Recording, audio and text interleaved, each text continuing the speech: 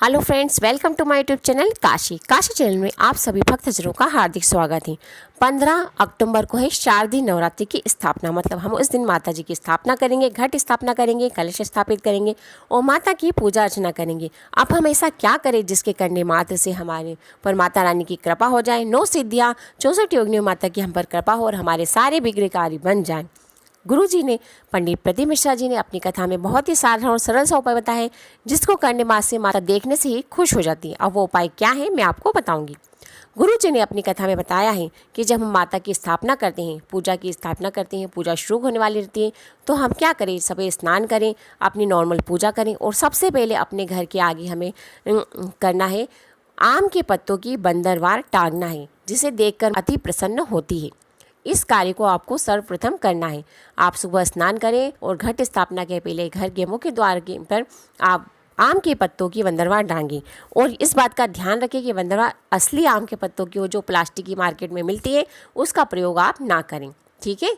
अब है दूसरी बात, जब हम माता की पूजा शुरू करते हैं, वैसे गुरुजी बोलते हैं किसी भी मुहूर्त में हम पूजन शुरू करें, लेकिन हम जब घट स्थापना करें तो उसका शुभ मुहूर्त है 9 बजे से प्रारंभ हो जाएगा। आप 9 बजे से माता की स्थापना शुरू कर सकते हैं, पूजा विधि शुरू कर सकते हैं और माता की कृपा प्राप्त कर सकते हैं।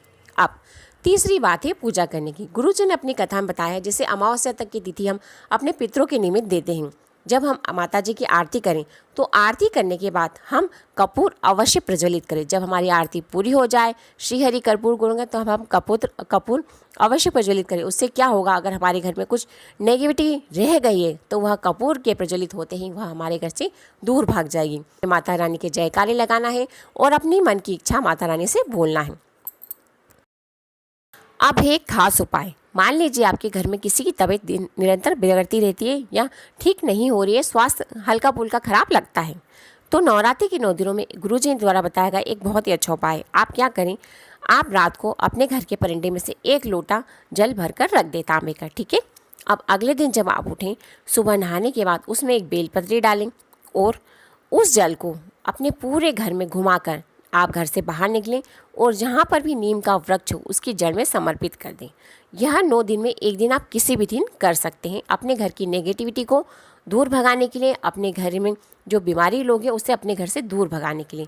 बहुत ही अच्छा और कारगर उपाय है। 9 दिनों में एक दिन जरूर कर लेना, आपकी समस्या का समाधान निश्चित ही हो जाएगा। ठीक है। अब है तीसरा उपाय जो कि बहुत ही खास है, हमारी मन की इच्छा पूर्ति करने के लिए। यह उपाय गुरु जी ने नवरात्रि के 9 दिनों में हमें बताया है। अब वो उपाय क्या है मैं आपको बताती हूँ। इस उपाय को करने से पहले आप इस उपाय के लिए अपना नाम गोत्र बोलकर संकल्प ले लीजिए। ठीक है। अब आपको इस उपाय में चाहिए 9 फूल। प्रथम दिन आपको चाहिए 9 फूल और लास्ट नवरात्र जब रहेगा, 9वीं के दिन आपको चाहिए 81 फूल।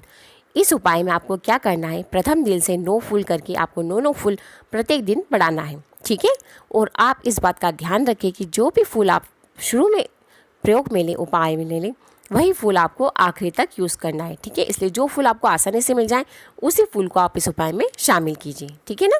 अब इस उपाय को आप प्रथम दिन आप भोलेनाथ जी के मंदिर जाइए और शिवलिंग पर 9 फूल समर्पित कर दीजिए। अपनी कामना बोलकर, नाम गोत्र बोलकर पहले संकल्प ले लीजिए और एक एक करके फूल समर्पित कर दीजिए। आपके पास सुबह से लेकर शाम तक जब भी समय हो आप इस उपाय को कर सकते हैं। इसलिए आप इस उपाय का मौका न जाने दें और अपनी बड़ी से बड़ी इच्छा की पूर्ति के लिए इस उपाय को अवश्य कीजिए, ताकि आपकी मन की इच्छा पूर्ण हो सके और आपको सुखी जीवन प्राप्त हो सके। ठीक है। अब आप एक एक दिन करके 9 फूल बढ़ाते जाइए। 9, 18, 27, 36, 45, 54, 69, 63। ठीक है। 72, 81, इस तरह से 9वें दिन 81 फूल आप समर्पित कर दीजिए। और जब आप 81 फूल समर्पित कर दे तब अपना संकल्प छोड़ दे कि हे भोलेनाथ जी, माता पार्वती, मैंने इस कार्य के उद्देश्य के लिए इस उपाय को किया है, आप मेरे कार्य को सिद्ध कीजिए, मेरी सहायता कीजिए, मेरे कार्य को सफल कीजिए। बस 15 से 20 दिन लगेंगे, आपके इस उपाय को करते ही आपका कार्य सिद्ध हो जाएगा। आपकी इच्छा भोलेनाथ जी और माता पार्वती पूर्ण कर देंगे। नवरात्रि के 9 दिनों का यह बहुत ही कारगर उपाय है, सभी करेंगे जिनकी बड़ी से बड़ी इच्छा है। तो आप अगर सुने तो इस मौके को ना जाने दें और अपने कार्य को अवश्य ही सिद्ध करिए। ठीक है। अब है नवरात्रि के 9 दिनों में अगर आप कन्या भोज कराते हैं तो आप इस बात का ध्यान रखें, कन्याओं को लाल वस्तु अवश्य दान दें, लाल चुंदरी या कुछ भी लाल चीज़ अवश्य दान दें। गुरुजी ने कहा है लाल चीज़ दान देने से बहुत ही शुभ होता है, माता प्रसन्न होती है। ठीक है।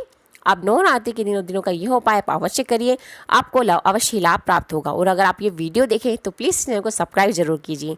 हर हर महादेव, श्री शिवाय नमस्तुभ्यम, जय माता दी।